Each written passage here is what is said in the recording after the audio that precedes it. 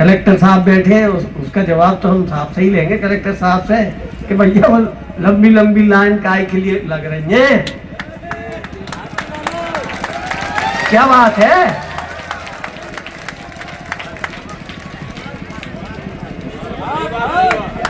क्या बात है, बताओ ना। आपकी व्यवस्था कैसी है? क्या महाराज साहब को बदनाम करना चाहते हो? नमस्कार, मैं हूं ब्रजेंद्र मिश्रा, आप देख रहे हैं न्यूज ट्रैप ऑनलाइन।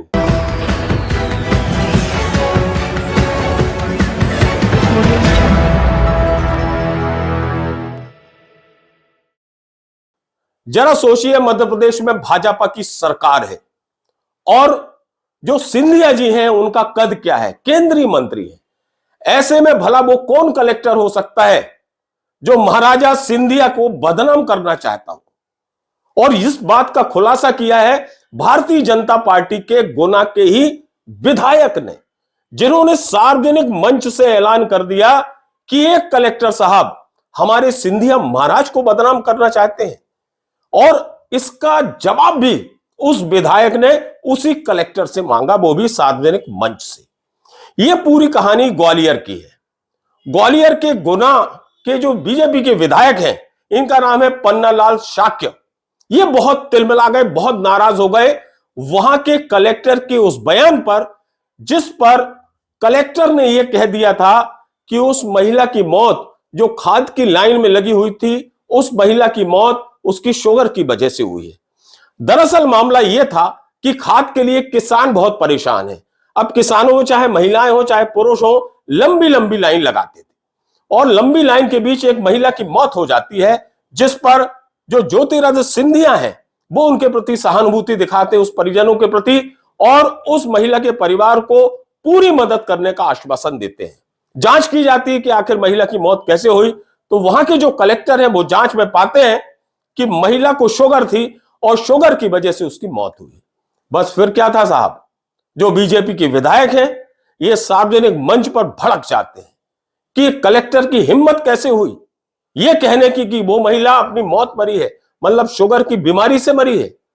ऐसे में वो क्या ये हालात बताना चाहते हैं कि सिंधिया जी के गृह जिले में इस तरह की परिस्थितियां हैं कि खाद की लंबी लंबी लाइन लग रही है और वहां महिलाओं की, किसानों की मौत हो रही है। खुले मंच से इन विधायक महोदय ने बकायदा महिला की मौत का हिसाब मांगा और पूछा कि कलेक्टर साहब ये बताओ आप कि क्या आप हमारे सिंधिया जी को बदनाम करना चाहते हो? कैसी हैं आपकी व्यवस्थाएं, क्या है आपके इंतजाम, और उस महिला की मौत कैसे हुई यह बताओ। हम सुनवाते हैं विधायक जी का वो पूरा उद्बोधन, जिसमें वो कलेक्टर से जवाब मांग रहे हैं और सीधे सीधे आरोप लगा रहे हैं कि ये कलेक्टर ज्योतिरादित्य सिंधिया को बदनाम करना चाहता है। साहब आप इतने में ही समझ लीजिएगा,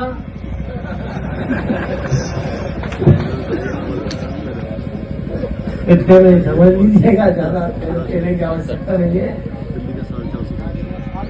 कलेक्टर साहब बैठे हैं, उसका जवाब तो हम साहब से ही लेंगे कलेक्टर साहब से कि भैया वो लंबी लंबी लाइन काय के लिए लग रही है,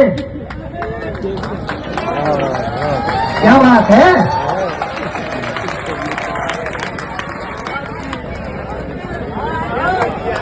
क्या बात है, बताओ ना। आपकी व्यवस्था कैसी है? क्या महाराज साहब को बदनाम करना चाहते हो?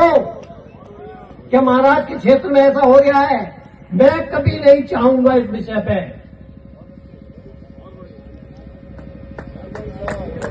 कभी नहीं चाहूंगा। वो रात भर महिला वह तड़पती रही, अब मर गई, क्या हुआ, उसका क्या कारण था? पहले इस बात का जवाब दिया जाए। आपने मुझे बोलने का मौका दिया, मैं महाराज साहब से क्षमा मांगता हूं अगर मेरी कोई बात गलत निकल गई हो, लेकिन साहब से तो जवाब हम ही लेंगे, और जाने की होगे तो विधानसभा में लेंगे। तो विधायक पन्नालाल शाक्य का ये जो उद्बोधन आपने सुना, इससे साफ हो गया होगा कि वास्तव में प्रशासन और पूरा सरकारी सिस्टम लपेटे में है, घेरे में है। यह बिल्कुल कड़वी सच्चाई है कि खाद के लिए मारामारी मची है और किसान परेशान है, लंबी लाइन लग रही है और मौतें भी हो रही हैं।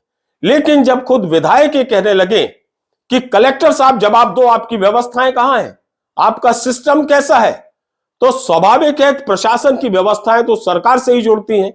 यदि प्रशासन की व्यवस्था, प्रशासन का सिस्टम गड़बड़ है, इसका मतलब ऊपर से भी गड़बड़ी है। इसी बात का खुलासा इन विधायक महोदय जी ने कर दिया।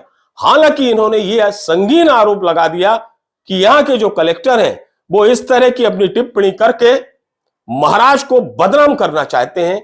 यह आरोप बहुत गंभीर है और जिस पर पूरी भारतीय जनता पार्टी विशेष ध्यान दे रही है। सवाल यह है कि आखिर कोई भी कलेक्टर सिंधिया जी जैसे व्यक्तित्व को कैसे बदनाम कर सकता है और क्यों बदनाम करना चाहेगा, क्योंकि कलेक्टर तो आखिर सरकार का ही नौकर है, सरकार का ही नुमाइंदा है। वो अपने किसी मंत्री का कैसे उसकी बेइज्जती कर सकता है या उसे बदनाम करने की कोशिश कर सकता है, यह बहुत बड़ा सवाल है। कलेक्टर साहब बैठे हैं, उसका जवाब तो हम साहब से ही लेंगे कलेक्टर साहब से कि भैया वो लंबी लंबी लाइन काय के लिए लग रही है, क्या बात है?